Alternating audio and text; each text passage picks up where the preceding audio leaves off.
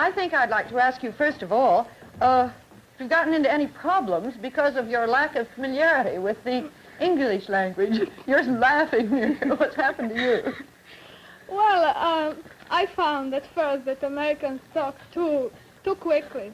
Mm-hmm. And there is such something fun about American language. It's only in my mind. I heard a boy talking about money, about something he get, and he said, I got 20 bobs. When I was in England, I learned that bob means policeman, so I was quite surprised to see what he was doing with 20 policemen. Well, I find that the Americans talk really much with initials, and I sometimes really get lost because I don't understand what initials are. Well, TV, pretty soon I could catch up that it's television, but sometimes you really get lost. We do have that bad habit, I'm sure. Yeah, you do. How about you, Jayantha? Well, I have not experienced any real difficulty, but one of the things that I did come across was that once I was invited to go splunking, and I didn't really know what it meant until I found out later on that it meant cave exploring.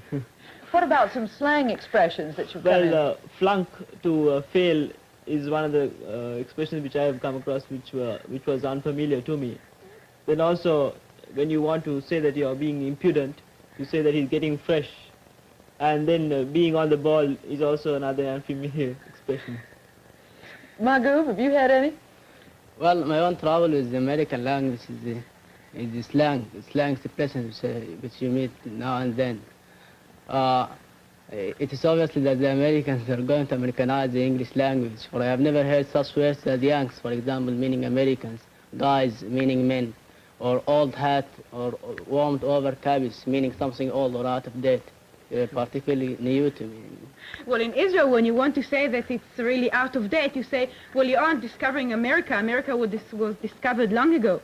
Well, that we say in Yugoslavia, the same for... You do? Yes. When you mean that... When we mean that something is well known and somebody talks as it's something new, you know, we say you are not discovering America. And that's the same way you do it in Israel? It's strange enough, but it's obviously the same in Arabic. When you want to say something is out of date, or when you hear something which has been told before, you say America has been discovered before. Yeah. Well, I think we have half an international language, or at least international slang. We must ask the other kids in the group if this is true. 33 countries. Yeah, but something... It's not true about Ceylon. Oh, well. Sorry to introduce a note of disparity. Before we get off the subject of language, we really have to disabuse you, Mirka. The boy didn't say 20 bobs. He said 20 bucks. Bucks? B-U-C-K-S. Oh. Well, I understood it was 20 bobs. Let's run. I want to know the languages each of you speak. Now, Magoob, you speak English, Arabic, and... Darji. What's that? Dardi? Well, how do you spell it? It's a colloquial language, D-A-R-G-O-I, Dardi. D-A-R-D-O-I. Yeah. But is it a written language? It is. Does it have much literature? No, not much, but it has some literature. But in school, what do you speak? Arabic. Arabic, always. And Daphne, what languages do you speak? Well, I speak English, Hebrew, and a little bit of Arabic, and perhaps a little of French. Is that normal in Israel to learn Arabic?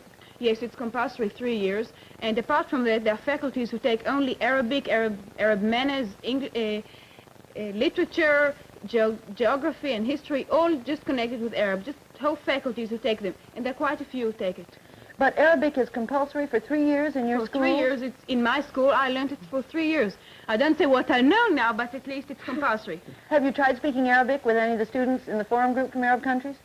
No, I didn't. It wasn't too easy, but I hope I will be able to. I wonder if any of the neighboring Arab countries, neighboring Israel, have Hebrew as a compulsory language. No, well, that's, I would say, they're really the bad position because all the Arab countries ignore Israel and ignore all what is connected with Hebrew and Israel. And that's why they really don't. As we really look forward to peace with them and we want close relationship, we think that even if we get peace, I mean, what's peace without any common language? I think it will just blow away without doing any good, and that's why we really try to get closer to them. Of course there are many Arabs in the country, and that's we want to be with them also. Mirka, you speak Serbo-Croatian and what else? Yes, and English, and a little bit of Russian. I learned Russian at school, and For how many years did you? Well, for 8 years, but I didn't have a chance to practice it, so I read it and I can understand it. Did you obtain a better understanding of the Russian people by reading Russian? Well, through the books I read from Russian literature, I get imagination of that people. I think that Russians are people who have a great love to the men, you know, and they are very strong-natured people, and they really know how to sacrifice themselves for the goal which they have. They showed it through their revolution, through the war, First World War. This you can also learn by read by translations, but of course to read the book in its source is the best thing. That's why learning languages is so wonderful, really. You know, the French have a wonderful expression. They say, traduire, c'est trahir. To translate is to betray.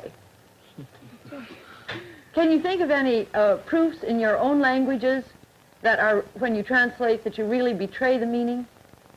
Yeah, I think the Quran, our holy book in Islam, has been translated to English, and when I read the English translation, it is just nothing besides the original Arabic. I mean, in Arabic it has just dazzling beauty, and it can converse you to Islam even in its own beautiful language. And when you read it in English, it is just something that is distorted. Yes, I mean, the beauty of the language is not there at all. Yes, I don't think any translation, however excellent it is, can really capture the spirit of the original form it is written in. And it is always better to read the original rather than the translated form. That's making your point that you made at the beginning, that, that both of you made at the beginning, that people miss so much if they don't learn another language. I had a trouble with that translating from my language in English. So it was with borrow and lend. With borrow and lend? Yes. Well, what's so we difficult have only about one that? word for borrow and lend. And I asked once, will you borrow me your book? And I didn't know that it's not correct. So they said me that I have to say, may I borrow your book, or will you lend me your book? It does seem Something sort of new, silly. you know. I learn English.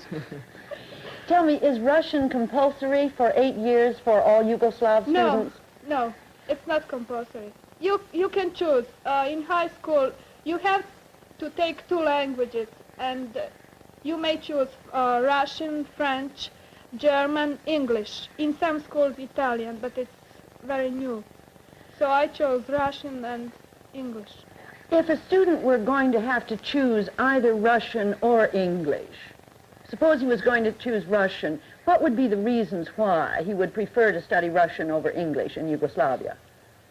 Well, it might be that the reason is that Russian has many similarities with our language, and it's easier to learn it. You know, it's Slav language as our language is Slav language. So it's in a way easier, in a way very difficult. Could you tell us anything about the percentage of students that will be learning Russian compared to the percentage that are learning English now? Oh, I don't Well, in know your that. school, for example. Well, in my school, we had 4 classes, you call it homerooms, which learn Russian, and from that it's about 100 students, and from that number, half of them, more than half, learned in the same time English, and the rest French. Mm-hmm. So that you see, it's majority learned Russian. Mm-hmm. Tell me, have you had any experience with language teaching in American high schools? You've been in a couple of different high schools now, each of you. Yes, well, I don't really think that we should ignore the Americans. They do also quite a lot in languages. Well, I think I saw that they were learning French, Latin, Spanish, and German. But something very, very strange is that after the second year, about half of the percentage just drops, and only half of them go on. Latin, they usually take only for 2 years, and as I've spoken to them, they say that it just gives them the wonderful basic of English. And then French, they just go on a little bit, only a few of them, and Spanish, all the pupils who go on really like it. Well, that's their own taste, but they really like it, and they say that if they'll go to a Spanish-speaking country, they'll be able to pick their language after 6 months because they had this basic in school. And I think that's very important, because once you have another foreign language, then you can just, you know something different from your own, and then you can just imagine how people in other places just live and speak. By the way, what language is the most widely spoken in the world? Well, I think Chinese is the most widely spoken, but because agree with that? I don't think so. I think it is English that is most widely spoken. Perhaps there are the most number of Chinese. Yes, that's exactly. Of course, English. Well, there are two things there. English the most widely spoken, but most people, more people in the world speak Chinese than any other, about 500,000. What other languages are high up there? Hindi? Hindi, yes. As a matter of fact, I think Hindi and Russian tie. Yeah. And then Indonesian. What languages do you think our high school students should take, and why? Well, as far as I am concerned, I think that they should take Arabic too, besides. Because Arabic is a rich language, is deep and expressive and fluent too, and I think it is a beautiful language to speak. And besides, we have our ancient, traditional, culture. You find the Arabic history is more or less it is cultural history. You find many philosophers and many poets, and they are great. They are well known, such as Umar al-Khayyam, for example. I have seen much more of his work You know, Margaret, translated into excuse me for English. interrupting, but I was just thinking, wonder what the world would be like today if 15 years ago every student in American high schools had been forced to take 2 or 3 years of Arabic. I just know as much as I know, and I don't think it would change a lot. I think at least the problem pointed out just in the opening of the speech is that the American foreign policy, or the United States Information Service outside, is having a problem in the Middle East because only 2 officials out of 50 speak Arabic. I think if only 50 years ago that they had been speaking Arabic for 3 years each in school, then there would be no problem at least. They'll find the Arabic people understanding their foreign policy. Just in concern of the Middle East question now. Is it true that the most important things about a people and a culture are sometimes those that cannot be translated? Do you think that's a fair... It's possible that it is so. There are so many things now, for instance, in translations, they don't really capture the spirit of some works which is the most important part of the particularly literary work. I gather you're disagreeing sharply with Mahgoub then. He at the beginning said he thought Americans were lucky because they didn't have to learn a foreign language, and you were... I disagree with him. Well, I think it is because if you encourage the Americans to study other foreign languages, then they discourage the other people to study English. And if you want to have one international language in order to make for international peace, then you must make more people to study one language. And I think English is the most suitable position now to be studied by the whole world. I want to be sure I understand you. Just a minute, then you can go on. What you're saying is we should be stubborn enough to keep on speaking English and not learning foreign languages. Because if we were more willing to learn foreign languages, then English would lose its position of being almost an international language. Is that what you're saying? That is what I say. Not only the Americans, but all the English-speaking countries should keep speaking English, so that more and more people will begin to study English in order to contact with the English-speaking countries, and I think they are the more progressive part of the world. So that if you begin to learn the other foreign languages, then they will not find themselves in a position which necessitates they're studying English. Well, I think that there isn't any country in the world, almost, I'm not sure, I haven't traveled, unfortunately, but they don't learn English. But what do you think about the Esperanto, which was was supposed to be an international language? Its basis were very simple. They thought that it would be a language which everyone would speak. The writing would be with English letters or Latin, and you write it just exactly as you hear it. You don't have to do it like in English, that you have to learn the spelling and to sweat on it a very long time. But you just write it as you hear it. And their plan was to teach everyone in the world this Esperanto, which would be an international language. And then, unfortunately, this thing failed. What would be your opinion about why it failed, or can a thing like that be at all?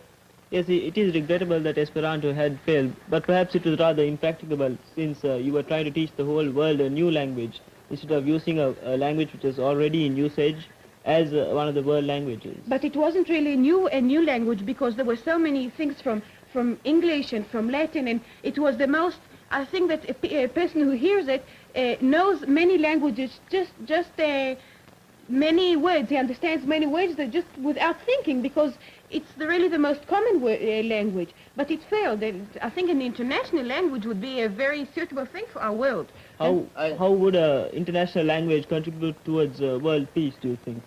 To what extent? Well, I don't think that can be the cause for world peace, but I'm sure that after world peace is reached, after we reach the position where the whole world is in peace, I think that can do a lot, because it can bring many nations to closer connections. And I wouldn't say that would be really the cause, because a language can't be really the whole thing. I'm afraid politics is the thing which really plays the biggest part. But I do think it would do a lot to the world. Wait a minute, Milka, would you want to... Well, I think that language can help a lot to make better understand the people. Well, what in the language other would you one. choose if Esperanto is not going to be practical? Well, I would choose some international language. Which? I don't know, maybe. Well, I'm asking you to choose Magu's now. language. He mentioned his language, which would be consisted of bu, shu, sha, or all these sounds, you know, What's which that? would be very easy to learn. I think if Mago explains his language, it would be a very You got a good. new language for us, Magu? I think the best language for to be an international language is the richest.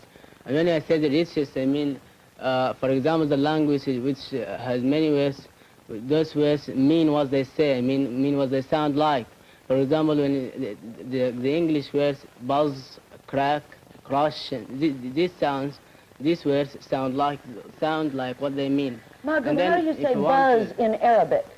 Well, we say it's... Well, that's also- almost it's it. How do you almost say it the in same. Hebrew, Daphne? How do you say buzz? Also, something like it. How about In Sinhalese? the same, you make the Near same the line. same. So you see, Well- we practically got... Then you But- see, this is international now. We have the same word in all four languages here. And then I think if you can just formulate a language out of these words which just mean like what they sound, and then we try to find also the language which has more figures of speech, similes and metaphors. And I think we'll have quite a practical language. You still took Mirka out of a difficult position, though. What language do you choose, Mirka, if you've got to choose one of these major 4 or You 5? forced me to say I would choose Serbo-Croatian language, do you?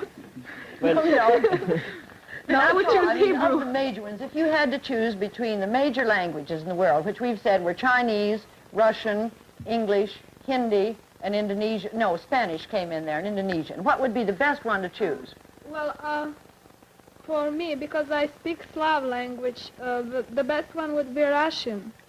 I learned Russian so long time, and I find it very, language which express so many things so tenderly and so fine. What would the rest of you say? if I'm forced to commit myself, I think English would be a most suitable choice. Do you want to explain why? Well, I think as it is, we have granted the fact that it is the most widely spoken language. And if at all we are to choose a language which is to be an international language, it would be the best choice. Anybody disagreeing? No, I think that I don't- unfortunately that will be the language. You are happy Why do you with say it? unfortunately, Well, Daphne? because I think that to speak in Hebrew it would be much easier for me. But does the fact that you have an international language mean that your own national language will be sort of going to obscurity? No, not at all. I'm sure that none of the nations will be prepared to give up their own languages, because language, I think, is the only thing which really expresses the feelings of the whole nation. I think that, for instance, I can take the Judaism as an example. I think that the Hebrew, which brings to the religion, or the religion which brings to Hebrew, more rather, is the only thing which has kept this Jewish nation 2,000 years in existence. If there wasn't the language, then I'm afraid I wouldn't think that there would be the nations too. Or the problems? Well, yes. Can each of you explain in a sentence or persuade American students why they should study more foreign languages? What are the major arguments you would give? I think the more languages you know, the more privileged you are. I mean, you have so many avenues open to you, so many cultures that are ready for you to experience at first hand, and that is one of the most important things you gain by knowing a foreign language. In a way, that's right. But in a way, for instance, you'll take Yugoslavia. An American for a student learns Yugoslavian. Now, what does it come? He knows another one nation of the hundreds which are on Earth. Of course, you can learn another language which is more widely spoken. But I think there will be this argument that of people who, perhaps lazy people who wouldn't like to learn too many languages, that would say that another one language you learn, you'll get to know only one country, one people. Yes, so that should encourage people to learn more languages and get to know more cultures. Well, I'm a sort of a genius which can learn so many languages. I want this. Well, I think that if you learn a native language of some people, you don't get known only with the people. You get known with their habits, with their folks, culture, national dances, national songs, which is such a rich things and such a beautiful things you can find in it. I don't think it is all Americans to study foreign languages, but if you have certain, ambition to become a historian, for example, or to study ancient culture, you should study the language of that particular country in which you want to make your research. But if every average American is going to study foreign languages, then there is no reason why should we encourage other people to study English. Because I'm sorry, Margot, our time is almost up. You've been eloquent on this subject of language. I'm sure if anybody listening spoke Arabic or Hebrew or Sinhalese or Serbo-Croatian as well as you do, they could have a great deal to be thankful for. We won't forget that you are translating all the time you speak, and all of you speaking in a foreign language are an inspiration. Thank you very much. Next week, we'll be talking about roots of prejudice.